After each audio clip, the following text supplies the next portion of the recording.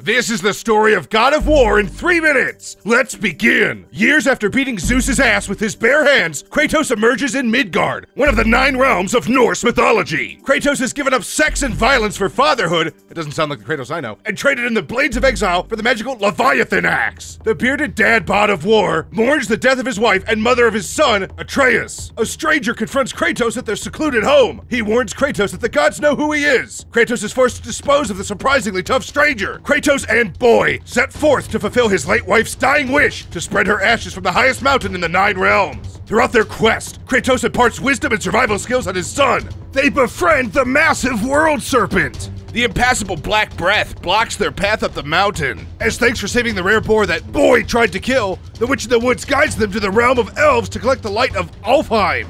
They use the light to pass through the black breath. At Midgard's peak, they eavesdrop on Baldur, son of Odin, and his prisoner, the so-called smartest man alive, Mimir. Mimir insists they decapitate him. Also my fetish. And they cut off Mimir's head and bring it to the Witch in the Woods, who reveals herself to be the goddess Freya. Freya urges Kratos to tell Boy the truth about his descendants. He doesn't. Kratos and Boy set course for the 9 realms' true peak in Jotunheim, realm of the giants. They're ambushed by Modi and Magni. Kratos executes Magni while Modi flees. Boy grows ill. Kratos must seek the cure in Helheim, where his Norse weapons are ineffective. He runs home to dust off his old weapons of choice, the Blades of Chaos. Athena taunts Kratos with his violent history. He descends into Helheim to find the Bridge of the Damned. He takes the Bridge Keeper's heart. Unable to shake his past, Kratos has nightmarish vision. Zeus appears in a horrifying way you can only truly appreciate if you've killed your own father. Boy recovers thanks to Bridge Keeper's heart. Kratos gives Boy the talk. No, not that talk. Kratos tells Boy he's a god, prompting Boy to start acting like a cocky little shit. Boy ignores his father's direct orders and kills a defenseless Modi. At Midgard's peak, Baldur surprise attacks Kratos and Boy. They survive, but the portal to Jotunheim is destroyed. Kratos, Boy, and Baldur fall into Helheim. Mimir figures out an alternate path to Jotunheim, but they still need to recover the missing travel rune. Kratos flips the Temple of Tyr, but they still need Mimir's missing eye to finish the route. Kratos retrieves the eye from the Midgard serpent's stomach, where Baldur ambushes them yet again. Freya gets into the mix in order to protect her baby boy Baldur. Not baby boy Boy. Boy strikes Baldur with a mistletoe tip arrow, breaking his overbearing mommy's protective spell. Kratos tells Baldur to get lost. Baldur strangles Freya, forcing Kratos to end him. An emotional Freya forces Kratos to spill the beans on his horrifying past. He calms Boy, telling him they should learn from past mistakes. They should strive to do better than their predecessors, and definitely shouldn't kill their fathers. After threatening to use all of her power to curse Kratos,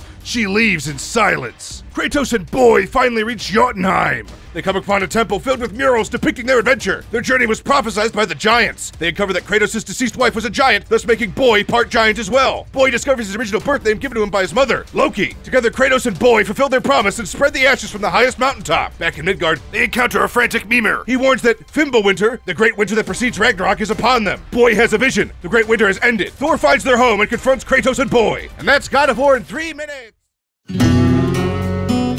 Saddle up! This is the story of Red Dead Redemption 2 in 3 minutes. Let's begin. Arthur Morgan, Dutch van der Linde, and Dutch's gang, on the run from the law, seek shelter from a snowstorm in an abandoned mining camp. While the gang sets up camp, Arthur and Dutch go looking for Micah and John, 2 family members that went ahead to scout. They find Micah and confront a rival gang before returning to camp. Next morning, Arthur finds John, safe too. Reunited, Dutch plots a train robbery. Dutch leads the gang in robbing a train owned by a businessman, Leviticus Cornwall. Their unlawful mission accomplished, the gang heads to a small town of Valentine to lay low, find work, and make some cash. A few weeks later, Leviticus shows up demanding Dutch answer for his stolen property. Arthur and Dutch barely survive the ensuing battle. No longer safe, the gang flees south. They camp out near a town called Rhodes, where 2 families, the Greys and the Braithwaites, have feuded for generations. Dutch decides to play both sides in order to get their money. The families figure him out, so the Greys ambush Arthur, Micah, and a couple others, killing one of the gang. The survivors barely escape back to camp, only to discover the Braithwaites kidnap John's son. Dutch leads an assault on the Braithwaites' manor, but they find out the boy was given to Angelo Bronte. Before they can seek Bronte, Agent Milton, a Pinkerton detective, offers a deal. If Dutch turns himself in, the rest of the gang goes free. The gang refuses Milton's deal. Milton leaves, but vows to come back for them. The gang seeks safety in an abandoned house outside St. Denis. Arthur locates Bronte and pays him a visit. After completing a small payment for Bronte, the kid is returned. Dutch plans a big score with the hopes that the haul will allow the gang to retire from the outlaw life. After a few unprofitable jobs, a desperate Dutch aims to rob the city bank. Minutes after the robbery begins, authorities arrive. The gang runs and John is arrested. The survivors flee the city under the cover of night as stowaways on a Cuba-bound ship, but a fire forces Arthur and company to abandon ship. They wash up on the island of Guarma, which is controlled by a wealthy slave-driving plantation owner. The castaways work with the island rebels to kill the plantation owner and secure a ship to sail home. Back on American soil, the group splits up to search for the people they left behind. A note to the abandoned house leads Arthur to the town of Lakay, where the gang is reunited. The reunion is cut short when Agent Milton arrives with intent to kill them. The gang barely survives and seeks a safe haven north in Annesburg. Arthur breaks John out of jail. Dutch plans bigger, more dangerous jobs. Arthur and John question his ambitious new schemes. Dutch questions their loyalty, causing a rift in the gang. Their old enemy Leviticus comes to town. Dutch uses the opportunity to negotiate and get Leviticus off the gang's back. Their meeting ends with Dutch killing Leviticus in cold blood, forcing Arthur to reconsider his loyalty to his best friend and mentor. Dutch comes up with one final plan, one he swears will allow the gang to escape to safety once and for all. They blow up a bridge, instigating a war between a local Native American tribe and the U.S. Army. The government sends relief funds to Annesburg to repair the damage caused by the gang. They rob the relief train, but John is lost during the robbery, believed to be arrested or dead. After the robbery, the gang returns to camp only to find that Milton arrested John's girlfriend Abigail. Micah and Dutch bail while Arthur attempts to rescue Abigail. During the rescue, Arthur learns Micah has been working for the Pinkertons. Abigail kills Milton, saves Arthur, and escapes to safety. Back at camp, Arthur accuses Micah of being treasonous. Before Dutch can decide who to believe, John, having survived the robbery, stumbles into camp and accuses Dutch of abandoning him. The confrontation is interrupted by a small army of Pinkertons gunning for them all. Dutch, Micah, and the remaining gang members run off, leaving Arthur and John to fight by themselves. Arthur sacrifices himself to give John a chance to get his family to safety. Years later, John, Abigail, and their son live an honest life. John buys some land to turn into a ranch and works hard to pay off his debts. John receives information leading to the whereabouts of Micah and decides to get revenge for Arthur. John finds Micah and is surprised to find that Dutch is with him. In one last act of compassion, Dutch kills Micah and then walks away, leaving John to live his life. And that's the story of Red Dead Redemption 2 in 3 minutes.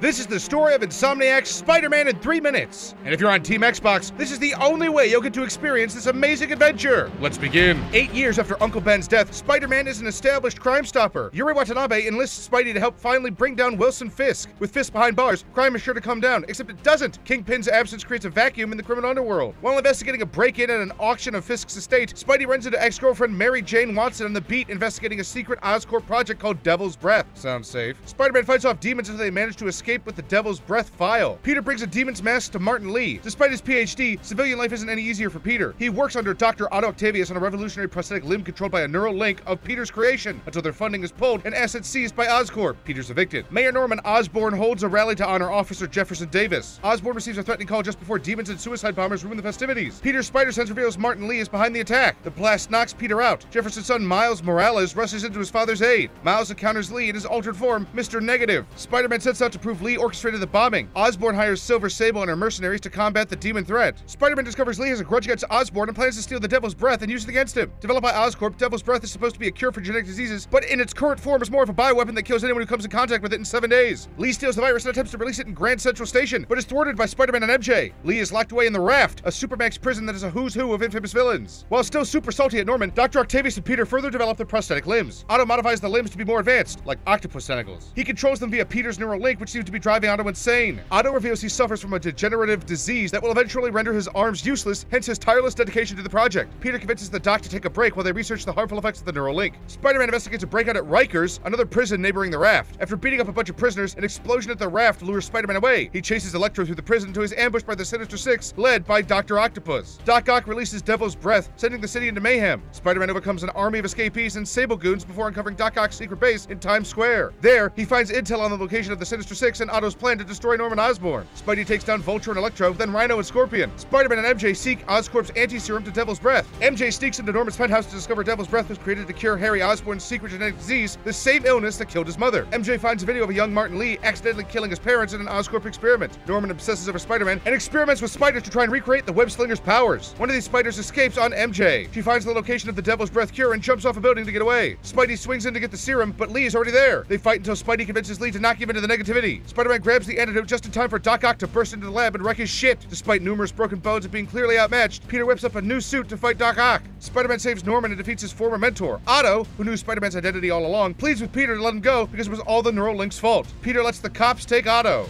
In the end, Peter is faced with a hard choice. Use the anti-serum to save Aunt May, or the precious little remaining serum to create enough antidote for the whole city. Aunt May asks Spider-Man to remove his mask so she can see her nephew one last time. Apparently, his identity wasn't much of a secret. Peter bids farewell to Aunt May, and the anti-serum is distributed throughout the city. Doc Ock is locked up. MJ and Peter get back together. Miles is bit by the spider that hitched a ride on MJ, and Harry Osborn is revealed to be in a symbiote-filled stasis chamber in Norman's lab. And that's the story of Spider-Man on PS4 in 3 minutes.